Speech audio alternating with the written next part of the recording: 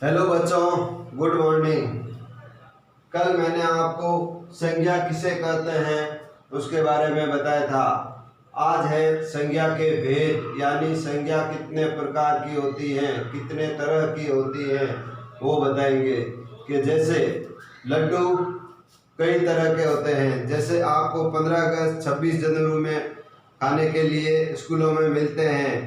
एक आपकी मम्मी, यानी आपकी मम्मी त्योहारों पे, होली दीपावली पे मोगर के लड्डू, मोगरा लड्डू बनावे कि नहीं, वो भी लड्डू रो एक तरह है। और आप जब भी बरसात आवे, जमीन गीली हो जावे, रेत में धोरों में जाओ थे खेलने जाओ, तो उनमें भी थे छोटा छोटा खिलौना या रमतिया बनाओ, घर बनाओ, आप घर माथे लाडू बोंद बोंद रखो, है कि नहीं। वो भी एक लड्डू रो तरह है, लड्डू रो प्रकार है। उसी प्रकार संज्ञा भी 3 प्रकार की होती है, यानी कि संज्ञा के 3 भेद हैं। पहला भेद है व्यक्तिवाचक संज्ञा, दूसरा है जातिवाचक संज्ञा और तीसरा है भाववाचक संज्ञा। सबसे पहले अपन व्यक्तिवाचक संज्ञा के बारे में जानेंगे।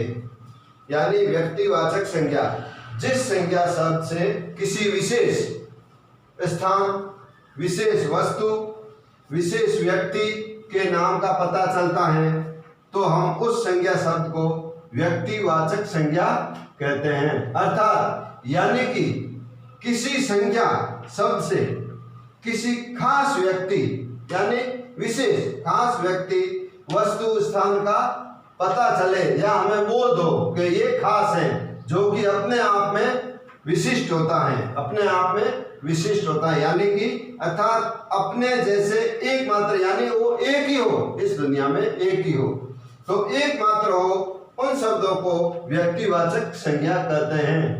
अब आपको उदाहरण बताएंगे। जैसे यानी स्थान का नाम लेते हैं तो दिल्ली, भारत, अमेरिका, अमृतसर, गोवा, ताजमहल आदि, ये सब है स्थान, यानी ये विशेष स्थान है। अब व्यक्ति, विशेष व्यक्ति, इन व्यक्तियों की विशेषता है महात्मा गांधी, भगत सिंह, कल्पना चावला, सचिन तेंदुलकर, मौलाना अब्दुल कलाम आजाद, जिसको कि हम मिसाइल मैन के नाम से भी जानते हैं, इनकी विशेषता है, व्यक्ति विशेष है। और वस्तुओं में जैसे रामायण, महाभारत, रामचरितमानस ग्रंथ हैं, ये सब क्या है, वस्तु में विशेष खास है, इनकी खास विशेषता है।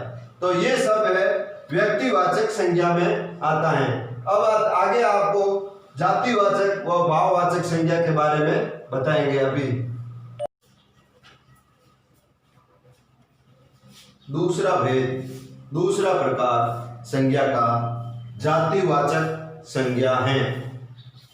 इसका अर्थ है जिस शब्द में किसी जाति, यानी संपूर्ण, पूरी जाति बोध होता हो, वह उसकी पूर्ण यानी पूरी श्रेणी, कोई भी श्रेणी, वह पूरा वर्ग, पूरा समाज, पूरा वर्ग का ज्ञान हो, उसमें ज्ञान होता है, तो उस शब्द को हम जातिवाचक संज्ञा कहते हैं।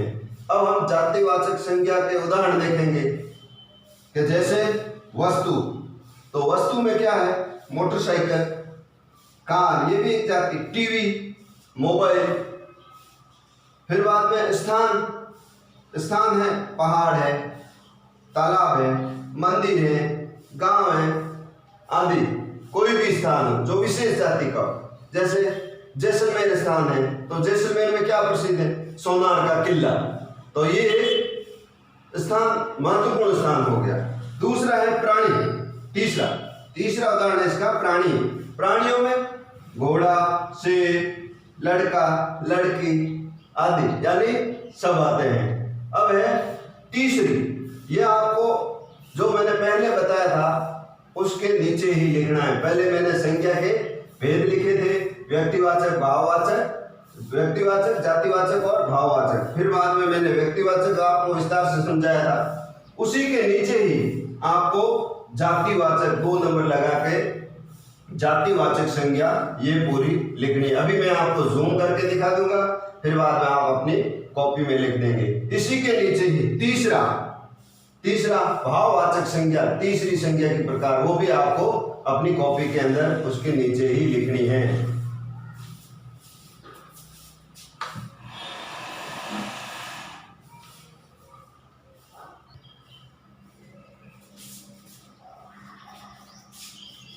तीसरा है आपका, यानी संज्ञा की तीसरा प्रकार भाववाचक संज्ञा, जिसमें हमारे विशेष भाव प्रकट होते हो। जैसे कोई भी शब्द या किसी भी शब्द में, ठीक है, किसी भी शब्द में, कोई भी शब्द में, किसी वस्तु, कोई वस्तु हो, पदार्थ, कोई भी पदार्थ हो, प्राणी की दशा, प्राणी मैंने पहले आपको बताया था, प्राणियों की दशा, उसकी स्थिति, उसकी हाल, उसकी स्थिति और उसके भाव का पता चलता हो, उसके भाव का पता चलता हो, तो उसे हम भाववाचक संज्ञा कहते हैं।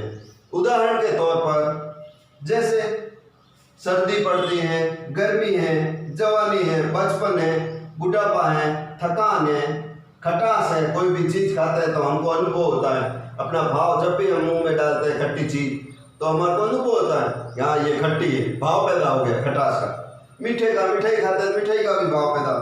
ताजगी, जब भी हम सोकर उठते हैं या एक्सरसाइज करके ताजगी महसूस करते हैं, उसी प्रकार ताजगी आदि जो भी भाव प्रकट करते हैं उसे हम भाववाचक संज्ञा कहते हैं।